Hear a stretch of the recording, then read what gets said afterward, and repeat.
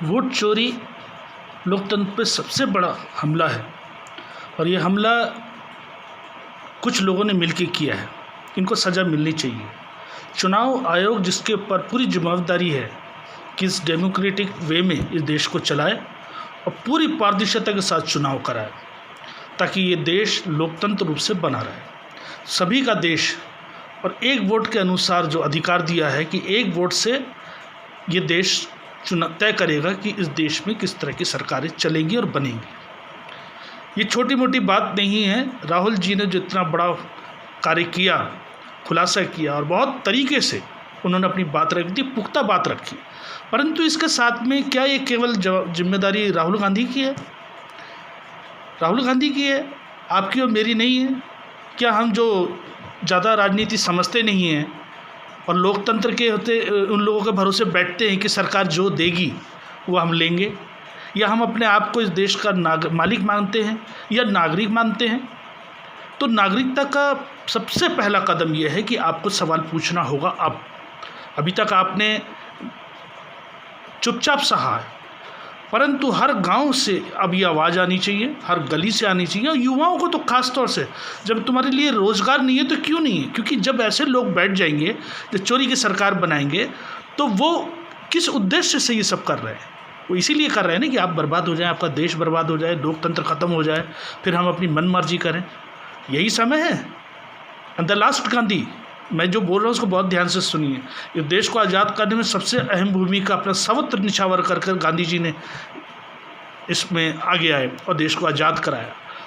और आज हमारे पास जब एक और बीच में मौका आया था, जब देश में समाजवादी के नाम पे बहुत बड़ा आक्रमण हुआ था, तब इंदिरा जी को वो इमरजेंसी लगानी पड़ी थी, परंतु वो इमरजेंसी भी देश बचाने के लिए थी, लोकतंत्र बचाने के लिए ही थी, क्योंकि उसकी आड़ में कुछ लोग वही प्रयास कर रहे थे जो आज कर रहे हैं, देश को ख़त्म करने का, लोकतंत्र को ख़त्म करने का। और इंदिरा जी ने उस समय बड़ा डिसीजन लिया और सारी बदनामी उनकी हुई, आज भी होती है। हालांकि बात छोड़ दीजिए, अभी हम क्या कर रहे हैं? हम अपने देश को लोकतंत्र बना रहना देना चाहते हैं। संविधान ने जो हमको ताकत दी है कि हम संविधान को ताकत देंगे। संविधान को ताकत देने के लिए आपको खड़ा होना पड़ेगा।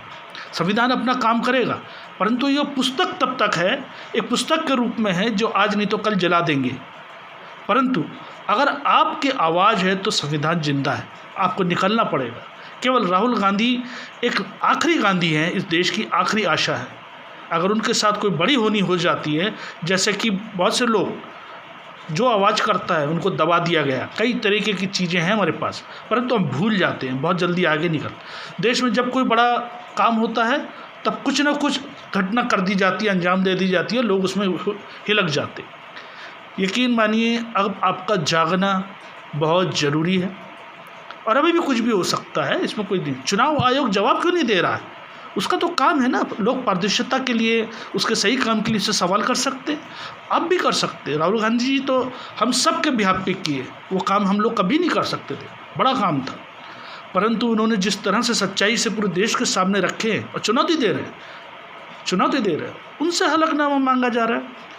तो अब हलफनामा देना और आपका, मेरी बारी है कि मेरा भी ये प्रश्न है, मैं भी पूछता हूँ वोट चोरी की, मैं भी पूछता हूँ, नाम के साथ टैग करें, हैशटैग करें, राहुल गांधी जी को, संविधान को ताकत दें। संविधान को ताकत देना बहुत ज़रूरी है, आपका आवाज़ उठाना बहुत ज़रूरी है। आइए, सामने आइए, अपनी छोटी छोटी वीडियो डालिए और संविधान को ताकत दीजिए। अपनी गली मोहल्ले में बातचीत करिए, चौराहे पर, अपने चौपालों पर बैठें और इस पर चर्चा करें कि संविधान कैसे बचेगा।